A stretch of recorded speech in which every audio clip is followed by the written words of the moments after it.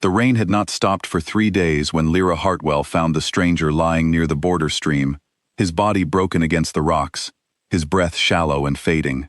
She was not supposed to be there. The border was forbidden ground, the invisible line that separated the Moonfall Pack from the lands of their oldest rivals, the Ashvale Pack. Her people had been taught since childhood that anyone who crossed from the other side was an enemy, and enemies were left to whatever fate found them. But Lyra had never been good at looking away from suffering. She knelt beside the stranger in the mud, pressing her hands against the wound in his side, feeling the warmth of his blood slip between her fingers. He was tall, even lying broken on the ground, with dark hair plastered to his forehead, and a jaw clenched tight against pain he refused to voice. His eyes opened for only a moment, gray and sharp despite everything, and he studied her as if trying to decide whether she was real. "You should not help me," he whispered. "You should not be dying," she answered, and that was the end of the argument. She dragged him, inch by aching inch, to the old hunting shelter her father had built years ago, hidden by a fallen tree and thick brush 1/2 mile from the village. It took the rest of the night. By the time dawn touched the sky, she had stitched the wound closed with trembling hands, wrapped it in clean cloth, and covered him with the only blanket she owned. He slept, finally, his breathing steady. Lyra sat beside him until her eyes grew heavy, too exhausted to notice the golden mark hidden beneath the collar of his torn shirt, the mark that would have told her exactly who she had saved. She was found 3 hours later. A hunting party from her own pack had noticed her missing overnight, and when they traced her scent to the shelter, they found her asleep, beside a stranger, whose scent did not belong to Moonfall. The moment the eldest hunter caught the scent trail leading back toward Ashvale territory, his face went pale. "Do you know what you have done?" he asked her, his voice shaking with something between fear and fury. Lyra did not understand the full weight of her mistake, until she was standing before the Moonfall Council an hour later, the stranger nowhere to be seen, having vanished into the trees the moment he regained his strength. The council chamber was cold, high-ceilinged, and full of faces she had known her whole life, faces that now looked at her as though she were a criminal. Alpha Draven Voss sat at the head of the room, his expression carved from stone.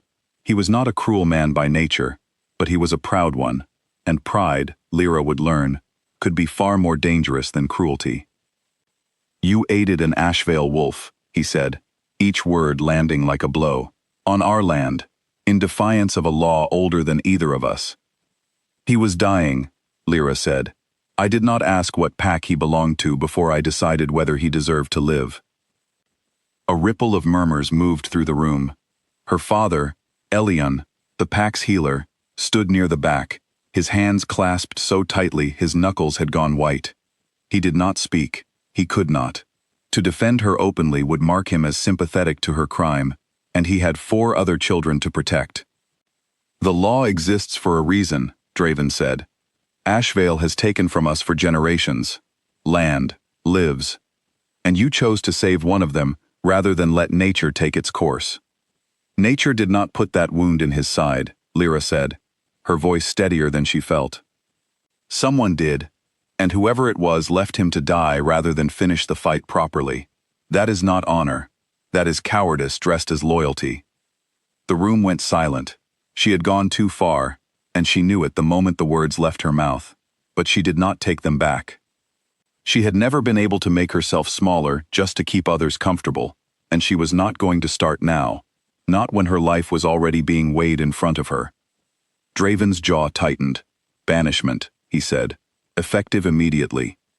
She will surrender her pack mark and leave these lands before nightfall." Someone gasped. A few voices rose in protest, quickly silenced by a look from the Alpha. Lyra searched the crowd for her father's eyes, but he had turned his face away, and that, more than the verdict itself, was what broke something quiet and permanent inside her chest. She was given an hour to gather what little she could carry. No one came to say goodbye except her younger sister, Wren, who pressed a small pouch of dried herbs into her hands and whispered that she believed she had done the right thing, even if no one else would say it aloud. Lyra held on to that whisper as she walked out through the gates of the only home she had ever known, the pack mark burning where it had been stripped from her skin, the forest swallowing her whole. She walked for 2 days without direction, sleeping in hollow trees, eating what little Wren had given her, drinking from streams when she found them. The world outside Moonfall was larger and colder than she had imagined, and more than once she wondered if she had made a mistake, if kindness had truly been worth losing everything she had ever known. On the evening of the second day, she heard footsteps behind her, many of them, moving with the disciplined quiet of trained warriors. She turned, expecting the worst, and found herself surrounded by wolves in black and silver, the colors of Ashvale. She did not run, there was no point. They did not harm her. Instead, their leader, a woman with sharp eyes and a scar along her collarbone, studied her for a long moment before speaking. "You are the one who saved him," she said. "It was not a question." "I didn't know who he was," Lyra admitted. "I still don't." The woman's mouth twitched, almost a smile. "You will." They led her, not as a prisoner, but as something closer to an honored guest, through the forest and into Ashvale territory, a land Lyra had been raised to fear. The trees grew taller here, the air sharper, and the great stone stronghold that rose at the heart of the territory was unlike anything she had seen in Moonfall's modest village. She was brought through wide halls lined with silent guards, past chambers she did not have time to study, until she reached a set of towering doors that opened into a hall filled with wolves in formal dress, candlelight flickering against dark stone walls. At the far end, seated on a throne carved from black wood, was the stranger from the shelter. He looked nothing like the broken, bleeding man she had stitched back together in the dark. He wore a long coat trimmed in silver, his dark hair combed back, his gray eyes fixed on her the moment she entered. He looked, unmistakably, like a king. The whispers around her confirmed it before anyone spoke his name. Cale Ashvale, Alpha King, ruler of the Ashvale Pack, the man whose name Moonfall parents used to frighten their children into obedience. Lyra's breath caught in her throat. She had saved him. She had bandaged the wounds of the one man her entire pack had been taught to hate above all others. And she had done it without knowing, because in the moment that mattered, he had simply been a person in pain. Cale rose from his throne. The hall fell utterly silent. No one moved. No one breathed. An Alpha King did not rise for anyone, not even for other rulers who came to bargain or beg. It was a display of power to remain seated, to make others come to you. But Cale crossed the space between his throne and where Lyra stood, and to the shock of every wolf watching, he lowered himself to one knee before her. "You did not know my name," he said, his voice carrying through the silent hall. "You did not know my rank, my pack, or what I could offer you in return. You saw a man dying in the rain, and you chose to save him, knowing it could cost you everything you had." He paused. "It did cost you everything. Your pack cast you out for showing me mercy." Lyra could not speak. Her throat had closed around too many emotions to name. "I have ruled this pack for 11 years, Cale continued, rising slowly to his full height, still holding her gaze. "I have met warriors, diplomats, and rulers of every kind. I have never met anyone who gave without expecting anything in return. Not once, not even when it endangered her own life." He turned to address the hall, his voice growing stronger. "This woman was banished by her own people for an act of compassion that most of you would call foolish. I call it the rarest quality a leader can possess, and I will not let it go unrewarded." He turned back to her, and for the first time since she had met him, his composed expression softened into something achingly sincere. "Lyra Hartwell, I am asking you, in front of my entire court, to stand beside me not as a guest, not as a healer, but as my equal, as my queen." The hall erupted into stunned murmurs, though none dared voice objection openly, not with their king watching.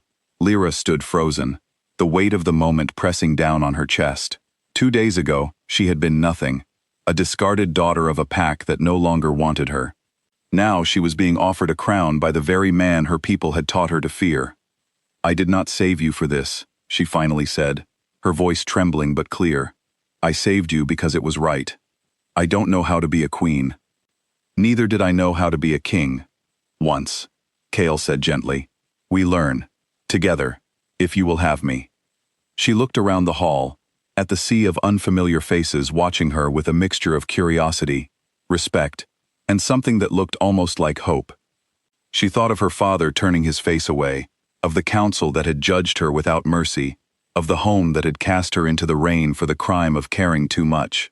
And she thought of Wren's whisper, the only kindness Moonfall had offered her at the end. Yes, she said, and the word felt like the truest thing she had ever spoken. The ceremony that followed was simple by royal standards, but to Lyra, it felt like something out of a dream she had never dared to have. A circlet of silver, engraved with the Ashvale crest, was placed upon her head. The hall that had once feared and fought against everything Moonfall represented, now knelt before a Moonfall daughter, honoring her not for her birth, but for her heart. Word of the coronation reached Moonfall within days, carried by traitors who could not stop speaking of it. The council that had banished her sat in stunned silence when the news arrived, the same faces that had condemned her, now forced to reckon with what they had thrown away.